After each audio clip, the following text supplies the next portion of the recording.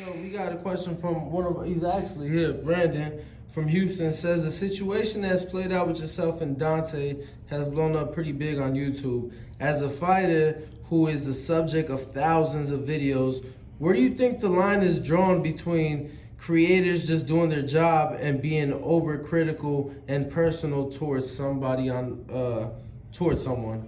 I think that you should have the right story. Like, you should have all the knowledge and everything that you're saying before you just say certain things at the end of the day. Because Dante tried to turn like the narrative into basically, my eyes is closed, I don't see what's going on, which is not true. I do see what's going on. I do see, the biasness in certain things.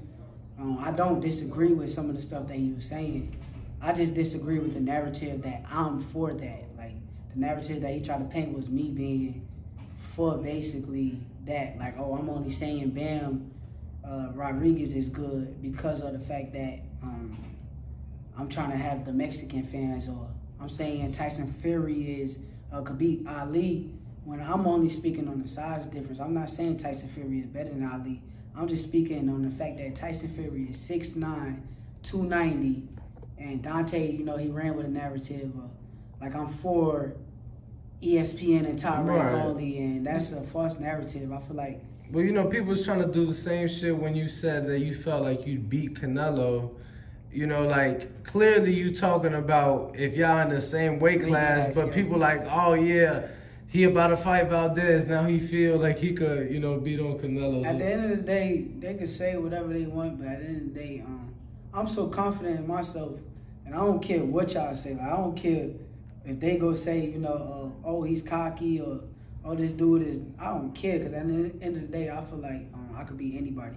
I don't care who it is. If they ask me anybody on the planet of Earth, I'm going to tell you that I could beat, just because I'm going to figure out a way to win. Saw you and Jared, kind of pushing each other. Been fortunate, saw you guys on the pads the other day and today, doing some ab work, doing some bag work side by side. What's it like having somebody like Jared, another high level, fighter in the game, to push yourself and to, be able to just push each other and learn from? Because y'all in there shadow boxing and whatnot, so clearly y'all working with each other as well. I feel like you need that. I feel like Jared, like, is a very important piece to my training camps, to me getting ready, just because of the fact that he come in here, he really pushed me. Me and Jared, we spar sometimes. Like you said, I hit the miss with him. We just helping each other get better at the end of the day. Just being around him, I get to see little things that he do. I like to take from him, and just him being around me, you can see him try to take some things from me.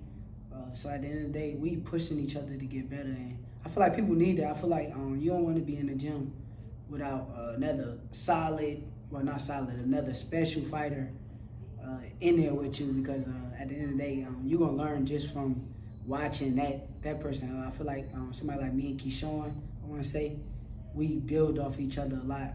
We came up off each other, and being around each other for years and years, I learned stuff from Keyshawn. Keyshawn learned a lot from me, so at the end of the day, look at him now. Like, if you watch him now, now he go train with my other brother, Bud Crawford. Whatever the situation is, I stand behind him, but at the end of the day, just watching him, like, from start to finish, like, over the years, how much better somebody like Keyshawn done got from being around me, or me seeing after Keyshawn went to the Olympics and all that stuff, and picking up the little things that he do. I feel like fighters need that. I feel like that's more important than sometimes having, like, the best trainer in the world in the gym. Because at the end of the day, once you feed off each other energy, you'll see how much better people get. So I'm sure, no question, you'll be tuned in next Friday as he co-headlines on the ESPN.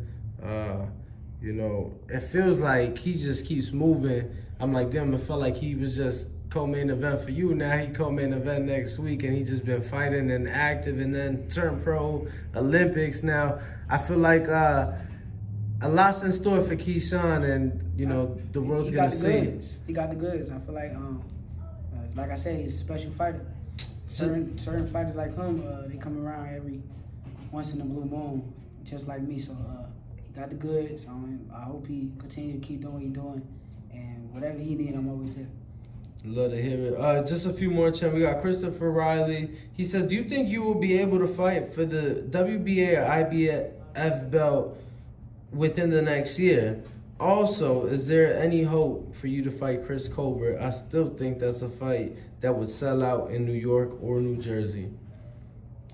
Yeah, but I mean, like I said, with the WBA and IBF, I'm not gonna fight another fight at 130 if it ain't for the title. This might be my last fight that's not for a belt. So I'm not fighting another fight at 130 if it ain't for the WBA or the IBF. That's make sure that's established. Make sure top rank hear that. Whoever need to hear that. I'm not fighting another fight at 130 unless it's for a belt. With Chris Colbert, B.I. a great fighter. I can't take nothing away from him.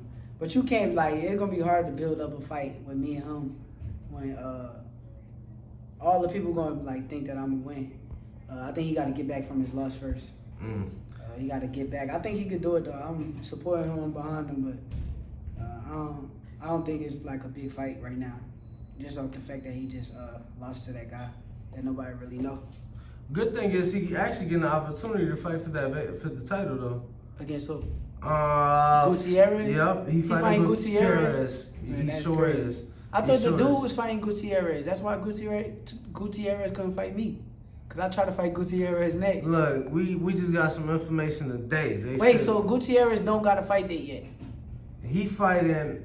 I don't know if they have a date, but we was told today that fight is set for him to fight. I feel rude because I don't even know the guy's name that beat Colbert, but the guy that beat Colbert is fighting Gutierrez. Yeah, the guy that beat Colbert is fighting Gutierrez. Yeah, that's what I thought. Yeah. We got Boozy from Broward said, thanks for having us, champ. What's your take on Frank Martin, and why don't I hear his name in rotation regarding being a threat in the division? He at division. I thought he's at 40. Because he was Derrick James, right? Yeah. He's not at 40. I thought he was at 35. I don't know. I sparred him a few years back. He a solid fighter. Good fighter. Champ, I appreciate it. Thank you so much for having us. I think we're gonna make another trip to Houston, later on in camp. If you're willing to have us. So thank you so much. We appreciate it. And it's been a pleasure. Yes, sir. What up, YouTube family? Don't forget to hit that like button. Subscribe to the YouTube channel. Help us get to that 1 million subscribers. We're on the road to 1 million. And obviously, we have other great content on our Patreon channel. So since this video is over, head on over to our Patreon and check out all the exclusive content or right here on our YouTube members.